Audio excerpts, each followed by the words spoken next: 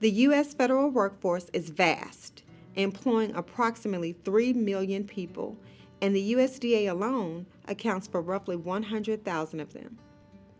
In 2024, over 11,000 of these employees worked within the USDA's Natural Resources Conservation Service. Their roles range from local offices in small towns to national headquarters in Washington, D.C., with salaries spanning from $26,000 to $187,000, depending on experience and expertise. With nearly 3,000 USDA service centers scattered across the nation, farmers and ranchers can connect directly with USDA staff, including those from the Farm Service Agency and NRCS. Here, they find personalized guidance to shape their agricultural visions and assess programs that make their goals achievable. The mission of NRCS is simple yet powerful: to deliver conservation solutions that empower agricultural producers to protect natural resources while feeding a growing world. Their vision? Helping people help the land. This leads to a future where clean and abundant water, healthy soils, and resilient landscapes support thriving agricultural communities, all achieved through voluntary conservation practices.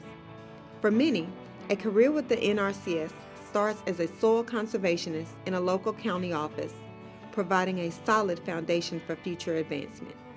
With dedication, the path can lead from field-level work to leadership roles at the state or even national level. You know, as an NRCS employee, one of the things that I do for recruitment, which is my passion, especially the past 25 years, I have worked intensively in bringing students from 1890 colleges. I do a trip every fall to University of Arkansas, Pine Bluff, Alcorn State, Southern University, Florida A&M. But I also do a lot of work with our Hispanic service institutions. University of Puerto Rico, Maya West, my alma mater, is an HSI. I coordinate and work with my counterpart in Puerto Rico and other states to do a recruitment and bring in minority students. But I also do that in California and other parts of the nation.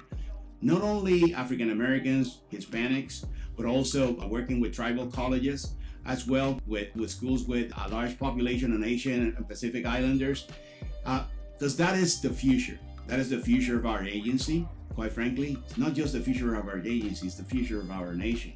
It's bringing those students into more natural resources and agricultural careers so that we can continue sustaining the economy that we have, and also the resources, and bringing in new ideas to protect our natural resources in our nation. Well, I grew up in rural area of Mississippi. I grew up off the farm, but we did have a garden. Some people call it a garden, but it was like 2 acres. And part of it was what we call production, where we did cucumbers, peppers, and okra. The other side of the house, we had kind of the internal garden where we did greens, tomatoes, peas, butter beans, all those kinds of things that we grew. We grew enough to, share with our cousins that were coming from the cities.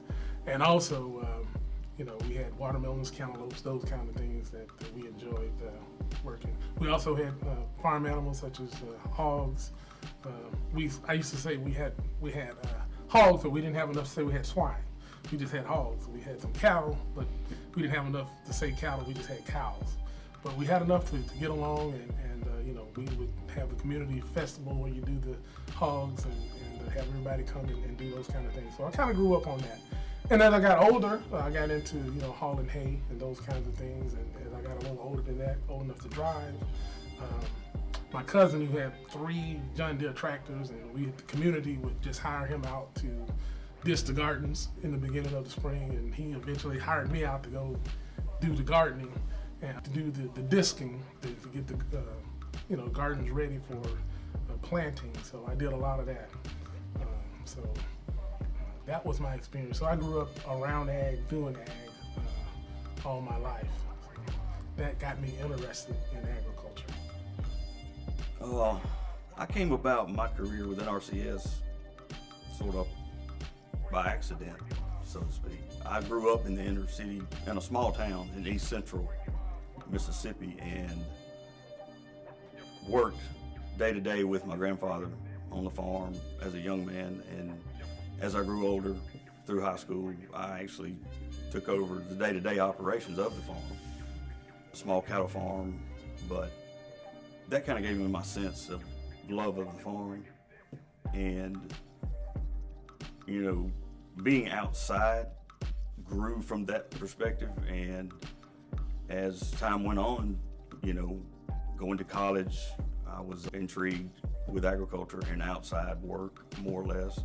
So that drove me to my career in agriculture.